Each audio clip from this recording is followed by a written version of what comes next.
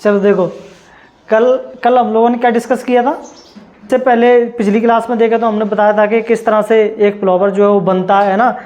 तो बनने की उसकी प्रोसेस क्या होती है कि सबसे पहले फ्लावर का एक अपन पौधा लेके आएंगे तो पौधे का वेजिटेटिव पार्ट होता है ना, पौधे का जो ऊपरी भाग होता है उसको सूट मेरिस्टेम का पार्ट होता है वो ना। सूट मेरिस्टेम तुम्हारा बदलता है किसमें, फ्लोरल मेरिस्टेम में, है ना। यानी कि शीर्ष विभज्यों तक बदलता है तुम्हारा किसमें, पुष्पीय विभज्यों तक में। फिर फ्लोरल मेरिस्टेम जो है वो किसमें बदलता है तुम्हारा, फ्लोरल बड में। किसमें, फ्लोरल बड में, यानी कि पुष्पीय कलिका में।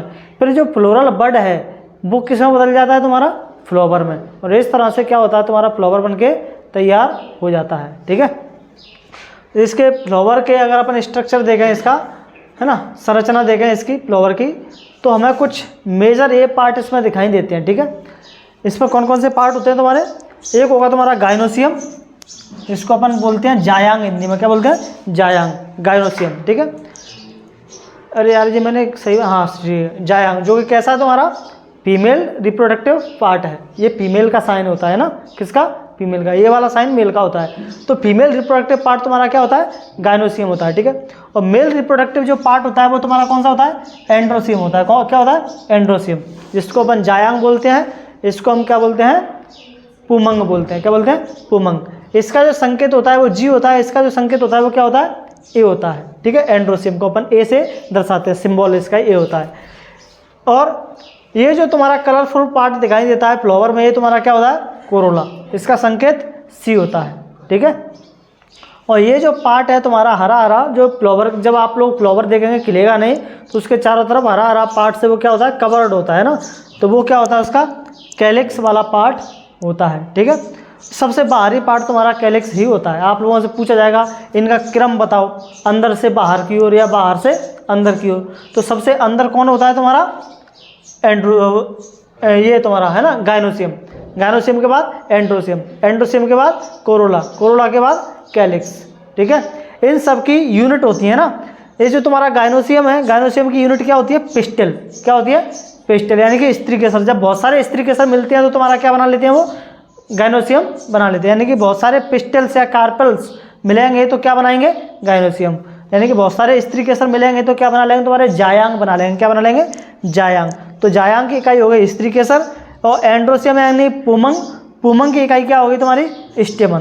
ठीक है, जब बहुत सारे पुंकेसर मिलेंगे तो क्या बना लेंगे, पुमंग बना लेंगे। जब बहुत सारी पंखुड़ियाँ मिलेंगी तो वो क्या बना लेंगे, दलपुंज बना लेंगे। यानी कि तुम्हारी कोरोला की यूनिट हो गई क्या, पेटल्स, और तुम्हारे कैलिक्स की यूनिट क्या हो गई, सेपल्स। ठीक है, यानी कि बाह्य दलपुंज बाह्यदल से बनता है, और दलपुंज तुम्हारा किससे बनता है, पंखुड़ियों से मिलकर के बनता है। ठीक है, इसमें अपन इन दोनों को संयुक्त रूप से मिलाकर के क्या कहते हैं, इसेंशियल या रिप्रोडक्टिव बल्स बोलते हैं। इनको क्या बोलते हैं, इसेंशियल या रिप्रोडक्टिव बल्स, यानी कि जनन चक्र बोलते हैं। इनको क्या बोलते हैं, जनन चक्र। ठीक है, तो इस रिप्रोडक्टिव बल्स क्यों बोल रहे हैं इनको, क्योंकि रिप्रोडक्शन में भाग कौन ले रहा है, रिप्रोडक्शन में भाग कौन लेता है, मेल और फीमेल। यानी कि जनन की क्रिया में भाग कौन लेते हैं, नर जनन तंत्र और मादा जनन तंत्र, ये तो भाग लेंगे तभी तो वो बच्चों को जन्म देंगे। तो यानी कि ये दोनों नर जनन तंत्र और मादा जनन तंत्र दोनों ही क्या करते हैं, तुम्हारे रिप्रोडक्शन में भाग लेते हैं, यानी कि लैंगिक जनन में भाग लेते हैं। इसीलिए इनको क्या बोला जाता है, रिप्रोडक्टिव बल्स बोला जाता है, यानी कि लैंगिक जनन अंग इनको क्या बोला जाता है, बोला जाता है। ठीक है, और तुम्हारा इसमें इन दोनों को, ये मैंने क्या लिख दिया, गलत लिख दिया, यहाँ पे नहीं बनाना था मेरे को, ये कहाँ पे बनाना था, यहाँ पे, इन दोनों को है ना, इन दोनों को, कोरोला और कैलिक्स को। ठीक है, कोरोला और कैलिक्स ये क्या है, तुम्हारे एक्सेसरी बल्स हैं। कैसे बल्स हैं, एक्सेसरी, यानी कि सहायक अंग है। कैसे अंग है, सहायक अंग। तो ये तुम्हारे जनन अंग है और ये तुम्हारे कैसे अंग है, सहायक अंग है। सहायक अंग क्यों, क्योंकि सोचो अगर ये ना हो तो क्या ये दोनों अकेले रिप्रोडक्शन करा लेंगे, क्या ये दोनों बल्स हों किसी फ्लावर में, केवल मेल रिप्रोडक्टिव पार्ट हो और फीमेल रिप्रोडक्टिव पार्ट हो, क्या वो दोनों जनन करा सकते हैं, करा लेंगे जनन, नहीं करा पाएंगे। क्यों, क्योंकि जो कीट होते हैं उनको उन इंसेक्ट को, यानी कि कीटों को अट्रैक्ट करने का काम कौन करता है, ये जो कलरफुल पार्ट है वही तो अट्रैक्ट करने का काम करता है। यानी कि ये सहायता कर रहा है बुलाने में कीटों को, है ना, इसीलिए इनको बोला जा रहा है क्या, सहायक अंग, है ना, यानी कि एक्सेसरी बल्स। अगर सोचो ये ना हो दोनों, ये वाले बल्स ना हो दोनों, तो इसकी तरफ कोई अट्रैक्ट ही नहीं होगा, क्योंकि फ्लावर खूबसूरत लगेगा ही नहीं। फ्लावर कैसा होना चाहिए, खूबसूरत दिखता है, तभी उसकी तरफ क्या होता है, कीट वगैरह अट्रैक्ट होते हैं। जब कीट वगैरह अट्रैक्ट होते हैं तो वो अपने जिस फ्लावर से मतलब कहीं बैठे होंगे तो उनके पैरों से वो चिपक के आ जाते हैं क्या, परागकण, यानी कि पोलन ग्रेन्स, और आकर के पोलन ग्रेन्स वो यहाँ पर क्या कर देते हैं, छोड़ देते हैं, और इस तरह से क्या हो जाता है, तुम्हारा रिप्रोडक्शन हो जाता है।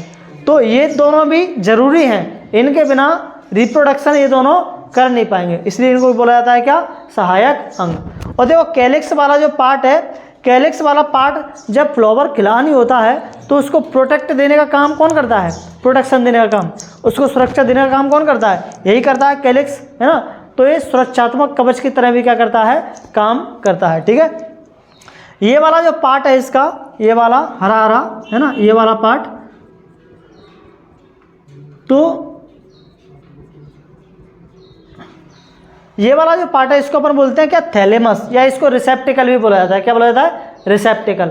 क्यों बोला जा रहा है इसको रिसेप्टिकल या थैलेमस, क्योंकि ये सारे के सारे फ्लावर्स, इसी के फ्लावर्स के जितने भी पार्ट्स हैं, अंग हैं, वो सब के सब किस पर रखे हुए हैं, इस पर रखे हुए हैं, यानी कि इनको सबको क्या कर रहा है, रिसेप्ट कर रहा है, यानी कि उनको सबको पकड़ के हुए रखा है, यानी थैलेमस, यानी कि आसन की तरह क्या करता है, ये काम करता है। पूरा का पूरा फ्लावर इसी पर क्या है, आसन है, ठीक है। तो और ये होता है, इसकी जो डंडी होती है इसको अपन बोलते हैं क्या, पेडिकल या स्टॉक, ठीक है। अब अपन क्या करेंगे, अब अपन इसमें अंदर जाएंगे फ्लावर में, और इनके एक एक पार्ट्स को पढ़ेंगे। पहले अपन मेल रिप्रोडक्टिव पार्ट को पढ़ेंगे, ठीक है, फिर अपन किसको पढ़ेंगे, फीमेल रिप्रोडक्टिव पार्ट को पढ़ेंगे, ठीक है। लेकिन चैप्टर्स, चलो अब अपन इसको चैप्टर को क्या करते हैं, शुरू करते हैं, ठीक है। अभी तक ये तो हमारा सबका सब क्या था, बेसिक ही था, ये समझ लो, और इस चैप्टर का इंट्रोडक्शन भी था। अच्छा एक चीज़ मैंने ये मिटा दी, एनसीईआरटी देखो एक लाइन लिखती है अच्छी वाली, क्या लाइन लिखती है वो, कि आप लोगों से अगर मैं ये पूछूंगा तो आपको क्या दिख रहा है, क्या दिख रहा है, फ्लावर, है ना। और अगर आप लोगों को भी ये फ्लावर दिख रहा है, तो मैंने आप लोगों को कल परसों ही बोला था, अगर आप लोगों को ये फ्लावर दिख रहा है तो मैथ्स वालों को क्या दिखेगा, ये फ्लावर, है ना। आर्ट्स वालों को क्या दिखेगा, उनको भी फ्लावर दिखेगा।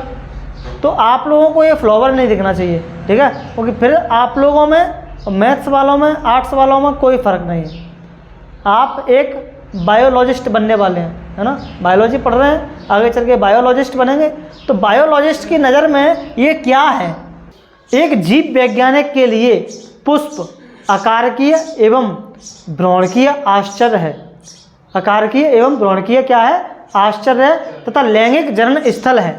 क्या पुष्प है वो क्या है, यानी कि जो फ्लावर है वो क्या है, बायोलॉजिस्ट की नज़र में मॉर्फोलॉजिकल और एम्ब्रियोलॉजिकल मार्वलस है। क्या है, मार्वलस, यानी कि एक आश्चर्यचकित कर देने वाला क्या है, चीज़ है ना। आप लोग इसको फ्लावर्स नहीं बोलोगे, क्या नहीं बोलोगे, फ्लावर नहीं बोलोगे, है ना, क्योंकि बायोलॉजी की नज़र में अगर आप लोग, बायोलॉजिस्ट की नज़र में आप लोग उसको फ्लावर बोलोगे तो फिर क्या हो जाएगी, थोड़ी सी दिक्कत हो जाएगी। तो आप लोग चाहो तो इसको लिख लो, है ना, इसको लिख लो, चलो मैं लिखा देता हूँ इसको, ठीक है।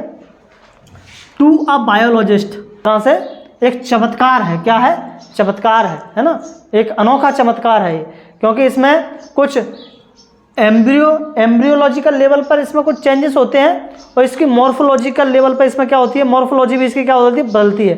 यानी कि इसकी देखो आप लोग कैसे वो होता है, आप लोग देखेंगे पेड़ लेकर के आएंगे, पेड़ का तुम्हें कायिक भाग देखेगा, फिर उसका जो तना है वो तना किस में बदलेगा, तुम्हारा फ्लोरल मेरिस्टेम में बदलेगा, फिर वो फ्लोरल मेरिस्टेम फ्लोरल बड में बदलेगा, फिर वो फ्लोरल बड किस में बदलेगा, फ्लावर में बदलेगा। तो ये क्या हो गया, मॉर्फोलॉजिकल मार्बल हो गया, क्या हो गया, मॉर्फोलॉजिकल मार्बल। कितने सारे उसमें बदलाव आ रहे हैं, ठीक है। फिर एम्ब्रियोलॉजिकल, है ना, एम्ब्रियोलॉजिकल, इसमें कितने सारे चेंजेस आते हैं। यहाँ पर तुम्हारा पोलन ग्रेन आएगा, पोलन ग्रेन आगे फिर यहाँ पर आएगा, है ना, अंडाशय में, उसमें आएगा अंडाशय में, वहाँ से अंडाणु में जाएगा, अंडाणु में जा करके वहाँ पे निषेचन होगा, यानी कि फर्टिलाइजेशन होगा, फर्टिलाइजेशन होने के बाद वहाँ पे क्या बनेगा, बीज बनेगा, यानी कि भ्रूण बनेगा वहाँ पे, है ना। तो उसमें भी कितने सारे बदलाव हो रहे हैं, कितना सारा चमत्कार हो रहा है ना। तो ये जो फ्लावर है आप लोगों की नज़र में फ्लावर क्या होना चाहिए, जब आप लोग किसी को बताएं तो आप लोगों को मैथ वालों की लैंग्वेज में और आर्ट्स वालों की लैंग्वेज में या किसी अन्य स्ट्रीम वालों की लैंग्वेज में नहीं बताना है। आप लोगों को कहना है कि ये फ्लावर नहीं है, क्या है ये मॉर्फोलॉजिकली और एम्ब्रियोलॉजिकली क्या है, मार्वलस है, मार्वल है, यानी कि एक चमत्कार है, ठीक है, जो कि क्या है तुम्हारा, जो कि तुम्हारा किसकी साइट है, रिप्रोडक्शन की साइट है। किसकी साइट है, रिप्रोडक्शन की साइट है। एनसीईआरटी की लैंग्वेज है ना, तो कह रहा है यहीं पे तो रिप्रोडक्शन होता है फ्लावर में ही। तो ये फ्लावर तुम्हारे काम की चीज़ नहीं है, तुम्हारे उसकी वस्तु नहीं है कि केवल तुम्हें प्रपोज करने के लिए काम आता है या किसी को है ना शादी वादी में सजावटी के लिए काम आता है। इन सारी चीज़ों के लिए, मतलब इन सारी चीज़ों के लिए काम नहीं आता है। फ्लावर क्या है तुम्हारा, उसकी साइट है किसकी, रिप्रोडक्शन की। सोचो अगर रिप्रोडक्शन ना हो तो फिर क्या होगा, रिप्रोडक्शन नहीं होगा तो बीज नहीं बनेगा, बीज नहीं होगा तो इनकी प्रजाति ही क्या हो जाएगी, खत्म हो जाएगी, ठीक है। तो आप लोगों को अपनी लैंग्वेज में बताना है ना, एकदम से चकाचौंध कर देना है कि भाई तू कहाँ से पढ़ के आया है ना, ऐसा कि ये पुष्प नहीं है। जब पुष्प को देख करके बाकी लोग पुष्प कह रहे हैं और बायोलॉजी वाले भी पुष्प कह रहे हैं, तो फिर आप लोगों में और उनमें कोई अंतर नहीं है, ठीक है। बायोलॉजी वालों को तो कम से कम उसको पुष्प नहीं कहना है, बायोलॉजी वालों को क्या कहना है कि ये मॉर्फोलॉजिकली और एम्ब्रियोलॉजिकली क्या है, एक मार्वल्स है ना, एक मार्वल है, यानी कि एक चमत्कार है, ठीक है। चलो अपन आगे पढ़ते हैं। अब हमने इस पूरे के पूरे चैप्टर को क्या कर रखा है, डिवाइड कर रखा है, ठीक है। किस तरह से हम इसको पढ़ने वाले हैं अपन वो देखते हैं, ठीक है। इवेंट्स ऑफ रिप्रोडक्शन, क्योंकि हमारे चैप्टर का नाम क्या था, sexual reproduction in flowering plant. तो हमें इवेंट्स देखने हैं कि रिप्रोडक्शन के समय कौन कौन से इवेंट्स होते हैं, कौन कौन सी घटनाएं होती हैं, वही सारी चीज़ें हमें इसमें क्या करना है, चैप्टर में पढ़ना है, ठीक है। तो अपन को पढ़ना है events of reproduction, events of reproduction, ठीक है।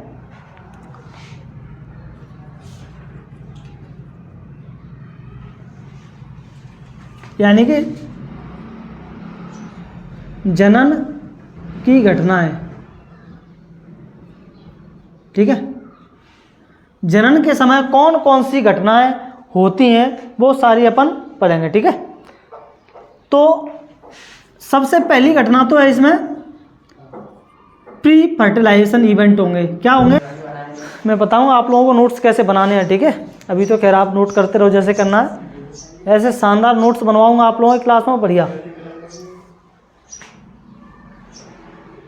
अपना जो हैंड आउट होगा उसी से अपन नोट्स बनाएंगे, वो तुम्हारा डिटेल में होगा बुक की तरह पढ़ने के लिए, ठीक है। क्वेश्चन आंसर याद करने के लिए उसमें से एक तुम्हारा शॉर्ट नोट्स बनवाएंगे अपन क्लास में, जो कि तुम्हारे रिवीजन के समय ऐसे तुम 5-6 घंटे बैठोगे नहीं कि 5-6 घंटे में पूरा का पूरा बायोलॉजी रिवाइज, इतने शॉर्ट नोट्स बनाएंगे, इतने शॉर्ट में लिखेंगे चीज़ों को कि तुम्हें पूरी कहानी उसके बाद अपने आप ही याद आ जाएगी, सारी की सारी आंसर आप लोग अपने आप लिख पाओगे उनको, ठीक है। बस आप लोग ध्यान से सुनना यहाँ पर अच्छे से, ठीक है। चलो देखो इधर अपना जो चैप्टर रहने वाला है पूरा का पूरा, इस चैप्टर में अपन क्या पढ़ने वाले हैं, तो ये 3 घटनाएं अपन इस चैप्टर में पढ़ेंगे, ठीक है। एक तो अपन पढ़ेंगे प्री फर्टिलाइजेशन इवेंट, यानी कि निषेचन पूर्व घटनाएं, इसको अपन हिंदी में बोलेंगे क्या, निषेचन पूर्व घटनाएं, ठीक है। और एक हो गया तुम्हारा निषेचन, है ना, और निषेचन के बाद की घटनाएं, ठीक है, निषेचन के बाद की घटनाएं। तो इस तरह से ये चैप्टर हमारा 3 पार्ट्स में डिवाइडेड है ना। 3 पार्ट अपन पढ़ेंगे और तीनों को पार्ट पढ़ लेंगे, हमारा चैप्टर क्या हो जाएगा, खत्म हो जाएगा, ठीक है।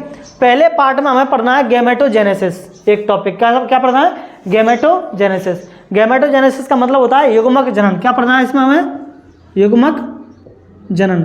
अब युग्मक जनन तो मेल युग्मक अलग होता है, जैसे हम लोगों ने 10th क्लास में पढ़ा था। मेल युग्मक जो पुरुषों में बनता है उसको अपन क्या कहते हैं, स्पर्म। जो फीमेल युग्मक होता है उसको अपन क्या कहते हैं, ओवम, अंडाणु, शुक्राणु और अंडाणु, है ना। तो शुक्राणु के बनने की प्रक्रिया को हम शुक्रजनन कहते थे, अंडाणु के बनने की प्रक्रिया को अंडजनन कहते थे, है ना। शुक्रजनन यानी कि स्पर्मेटोजेनेसिस और oogenesis। हम लोगों ने 10th क्लास में पढ़ा हुआ है, ठीक है, थोड़ा थोड़ा सा पढ़ा नहीं है, बस जाना है, टर्म्स जाने हैं कि शुक्राणु अंडाणु जैसी कोई चीज़ होती है, ठीक है। उसके बाद यहाँ पे क्या बनते हैं तुम्हारे, माइक्रोस्पोर बनते हैं। क्या बनते हैं, माइक्रोस्पोर। तो माइक्रोस्पोर के बनने की प्रक्रिया को हम क्या कहेंगे, माइक्रोस्पोरोजेनेसिस। क्या बोलेंगे, माइक्रोस्पोरोजेनेसिस, यानी कि इसको अपन बोलेंगे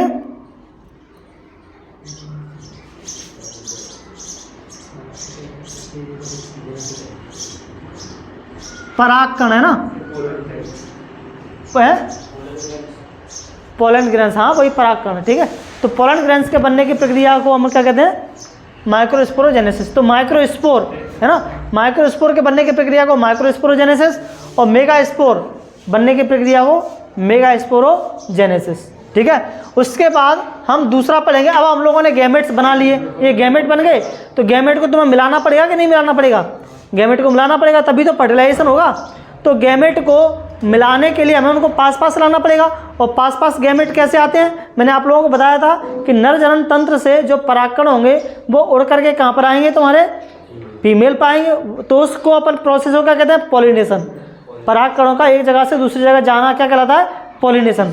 तो गैमेट ट्रांसफर की जो प्रोसेस होती है वो गैमेट ट्रांसफर किसके थ्रू होते हैं, पॉलिनेशन की प्रोसेस के थ्रू, यानी कि परागण के थ्रू। किसके थ्रू, परागण के थ्रू, ठीक है। तो परागण की क्रिया पढ़ेंगे अपन इसमें, ठीक है। परागण अपन पढ़ते हैं, स्वपरागण, पर परागण, है ना, इस तरह का अपन सेल्फ पॉलिनेशन और क्रॉस पॉलिनेशन आप लोग पढ़ते हैं, पढ़ा होगा शायद 10th क्लास में, याद आ रहा हो, है ना। पढ़ाया कि नहीं पढ़ा, नहीं पढ़ाया कोई दिक्कत नहीं है, पढ़ाया नहीं गया होगा शायद आप लोगों को, ठीक से। उसके बाद अपन पढ़ेंगे क्या, जब ये दोनों मिल जाएंगे तो फिर क्या होगा, निषेचन, यानी कि निषेचन वाली घटना पढ़ेंगे, ठीक है। फर्टिलाइजेशन वाला इवेंट पढ़ेंगे। उसके बाद अपन पढ़ेंगे पोस्ट फर्टिलाइजेशन इवेंट्स, ठीक है। पोस्ट फर्टिलाइजेशन इवेंट में हम सीड के बारे में बात मत करें, सीड के बारे में पढ़ेंगे, ठीक है। सीड्स के टाइप्स के बारे में पढ़ेंगे, है ना, डिटेल में पढ़ेंगे। फ्रूट्स के बारे में पढ़ेंगे, फ्रूट्स के टाइप्स के बारे में पढ़ेंगे। एम्ब्रियो के बारे में पढ़ेंगे, एम्ब्रियो के भी प्रकारों के बारे में पढ़ेंगे। और एंडोस्पर्म के बारे में पढ़ेंगे, क्या होती हैं सारी चीज़ें, ठीक है। और इनमें जो सबसे ज़्यादा हमें टाइम लगने वाला है वो इसी इवेंट में लगने वाला है, फर्स्ट वाले इवेंट में। ये बहुत छोटा इवेंट है ना, बहुत सबसे छोटा पार्ट इसमें यही रहने वाला है, थोड़ा टाइम हमारा इसमें लगेगा, ठीक है। तो कम से कम हमारा 50% चैप्टर अगर हमने ये वाला इवेंट पढ़ लिया तो ख़त्म हो जाएगा। और कम से कम 30% ये मान लो और 20% ये मान लो, कुछ इस तरह से पूरा का पूरा चैप्टर क्या है तुम्हारा, डिवाइडेड है, ठीक है। तो अपन यहाँ से शुरू करेंगे, है ना। प्री फर्टिलाइजेशन इवेंट्स में कौन कौन सी चीज़ें पढ़ने वाले हैं, माइक्रोस्पोरोजेनेसिस पढ़ेंगे, ठीक है। तो ये तुम्हारा किस में होता है, मेल पार्ट में होगा। कहाँ पर होगा ये, मेल पार्ट में। ये तुम्हारी प्रोसेस कहाँ पर होगी, फीमेल पार्ट में। तो सबसे पहले फ्लावर का हमें कौन सा पार्ट पढ़ना पड़ेगा, मेल पार्ट, जिसको अपन एंड्रोसियम कह रहे थे। क्या कह रहे थे, एंड्रोसियम। तो सबसे पहले हम शुरू करेंगे मेल रिप्रोडक्टिव ऑर्गन, ठीक है, यानी कि मेल रिप्रोडक्टिव पार्ट एंड्रोसियम के बारे में पढ़ना, ठीक है। कर लिया नोट ये, है ना, हटा दूँ।